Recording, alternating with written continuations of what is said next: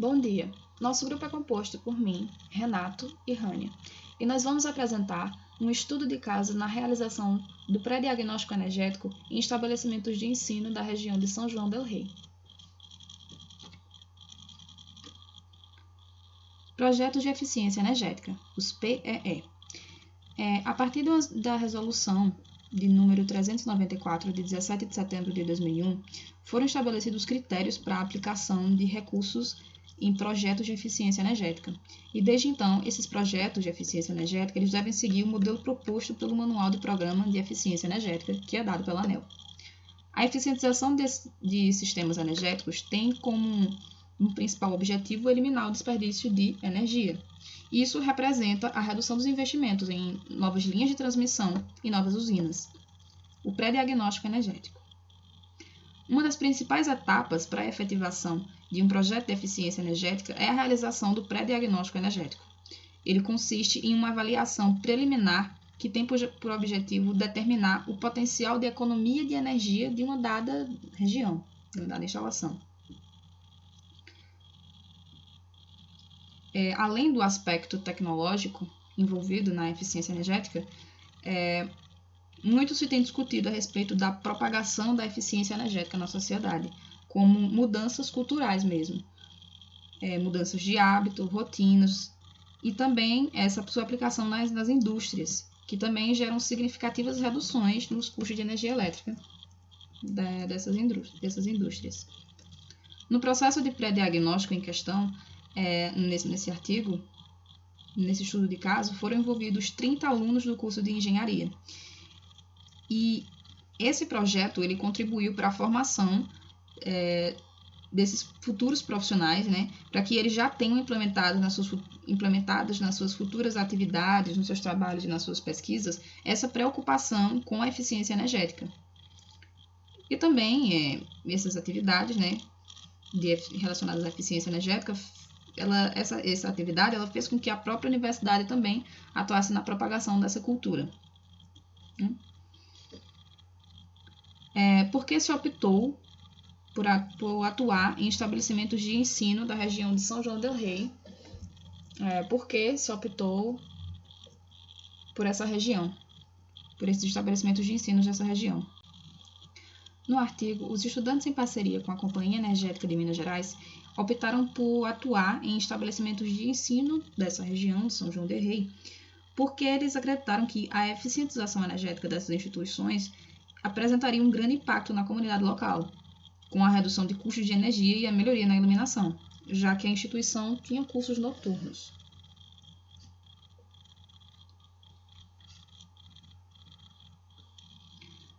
A nossa apresentação está dividida da seguinte forma. A primeira parte é onde a gente forma a metodologia empregada para a realização do pré-diagnóstico.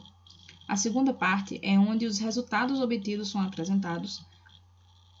E a terceira parte fala sobre algumas perspectivas de economia de energia e também sobre os comentários finais desse artigo. Então, a metodologia utilizada. Antes da realização do pré-diagnóstico energético, os alunos do curso de Engenharia Elétrica eles participaram de um curso de capacitação para a execução desse pré-diagnóstico, que foi fornecido pela Companhia Energética de Minas Gerais e realizado pela empresa DAT. Esse curso consistiu em 3 etapas. A primeira delas foi um curso de capacitação para a realização do pré-diagnóstico. A segunda foi um fórum de debate sobre assuntos ligados à eficiência energética como um todo, que esses estudantes tiveram que participar. E o terceiro foi um fórum de debate sobre a realização de pré-diagnósticos. Bom dia, meu nome é Renato e eu vou continuar falando sobre a metodologia, Comentários sobre o curso à distância.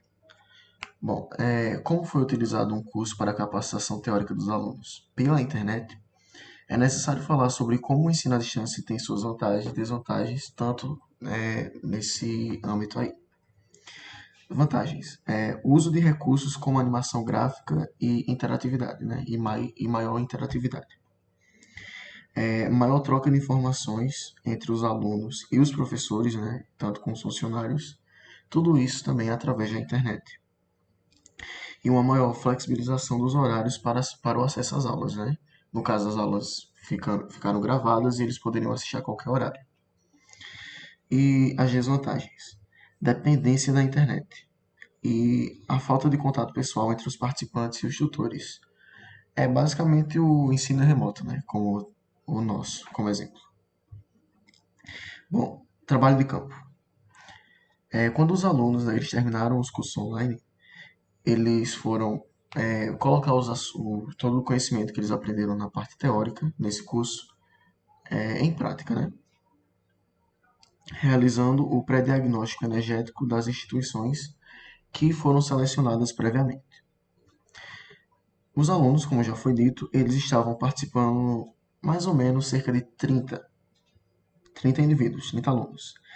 Eles foram divididos em equipes de 2 a 4 integrantes. E eles gastaram cerca de 8 horas para fazer a vistoria, né, em todas as instituições. O principal problema que foi relatado, né, foi a identificação de equipamentos e lâmpadas que estavam em locais de difícil acesso. Agora, a escolha dos estabelecimentos de ensino. Essas instituições, elas foram escolhidas seguindo um padrão, né, umas regrinhas, que é o seguinte: a que tivesse maior número de alunos, as que tivessem, no caso, né, o plural, as que tivessem aulas em horários noturnos, devido ao que a Lavani já disse, as instituições que estivessem com as instalações mais precarizadas e as que tivessem maior proximidade da cidade que iria ocorrer o diagnóstico energético. No caso, a cidade seria São João del Rei, só pela facilidade do transporte. E foram escolhidas escolas de primeiro e segundo grau, a sede da 34ª SRE e o Conservatório de Música e também o campus Dom Bosco, o que totalizou mais ou menos uns 14 mil alunos. Agora, falando mais dos resultados. Ó, nessa primeira foto aqui, mostra a escola Maria Tereza, essa aqui, ó, que, digamos assim, foi a mais contemplada pela realização desse projeto de eficiência energética, pois suas instalações elétricas elas já estavam do século XX, porque, por exemplo, essa escola ela foi construída lá no ano de 1952, ou seja, 1925, engano meu, ou seja, ela é bem antiga. E o pré-diagnóstico, né, feito pelos estudantes revelou problemas de segurança que poderiam pôr em risco a vida dos alunos. Ou seja, ia matar um. É só ver por essa foto aqui, ó. Isso aqui é a foto de um quadro de distribuição dessa escola aqui. Tá assim, tava bem perigoso, né? Não precisa ser eletricista ou técnica eletrotécnica para ver o perigo disso aqui, não. Aí, aqui, apenas para mostrar, né, como é importante, como foi e como é importante aplicar essas técnicas de eficientização energética. Aqui tem a quantidade de lâmpadas fluorescentes tubulares de 40 watts encontradas nos estabelecimentos.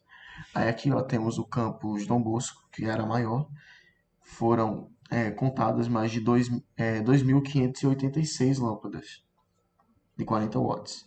E aqui ó, a Escola Maria Tereza, a Escola Municipal de Maria Tereza, foram contadas 241 lâmpadas.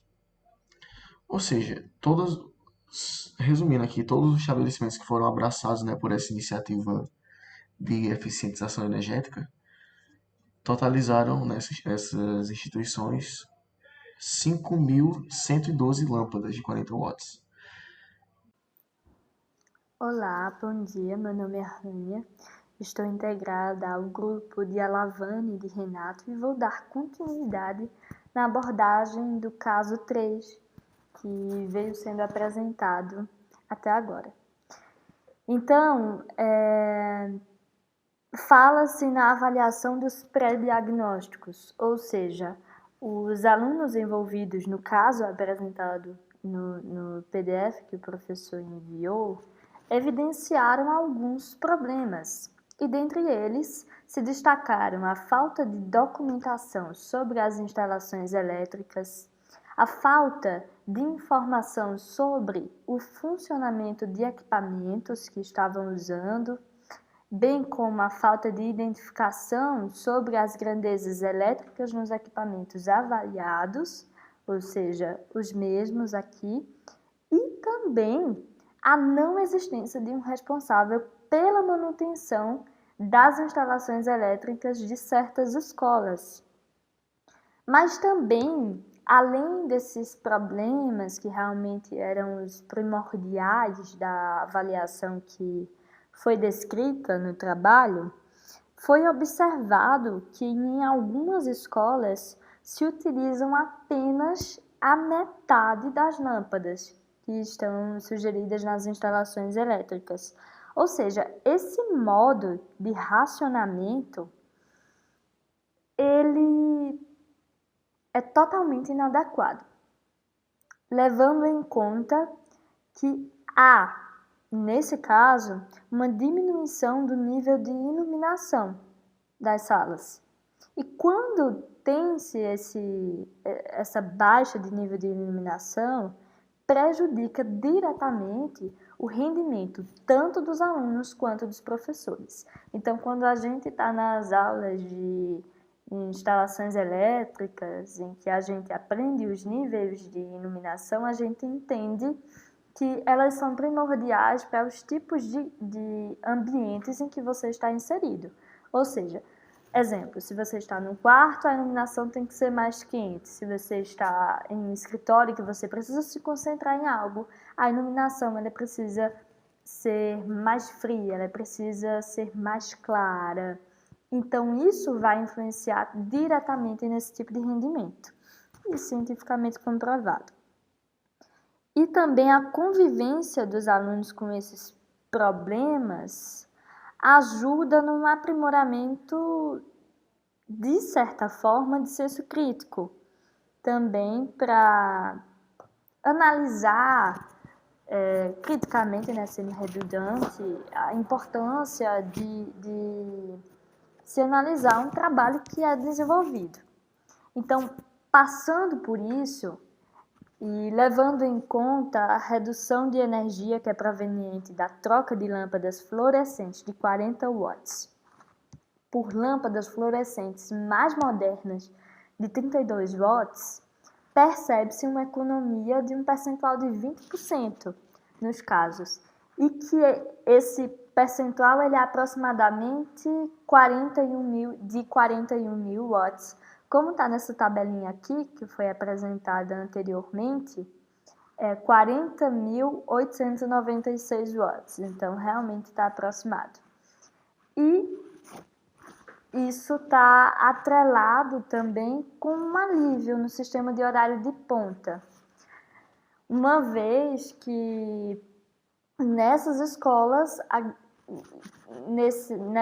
escolas que foram estudadas, grande parte desses estabelecimentos de ensino funcionam geralmente no horário noturno. Então, é uma economia significativa. E a conclusão dada ao caso 3 é que os pré-diagnósticos eles se constituem como uma ferramenta muito eficiente para a avaliação dessas instalações elétricas como um todo e tem um potencial de eficientização energética, uma vez que os problemas eles estarão sendo analisados com mais afinco, bem como os cálculos e os tipos de instalações, como eu tinha falado anteriormente, o tipo de iluminação adequada nesse caso, né, de aluno, de professor, e como isso afeta realmente o ambiente que está acoplando essas pessoas e o rendimento dessas pessoas para funções que elas estão sendo designadas. E aqui estão as referências bibliográficas do caso 3. Eu espero que vocês tenham entendido, em síntese, o que nos foi designado, né, para apresentar. E tenham um excelente dia e um excelente fim de semana.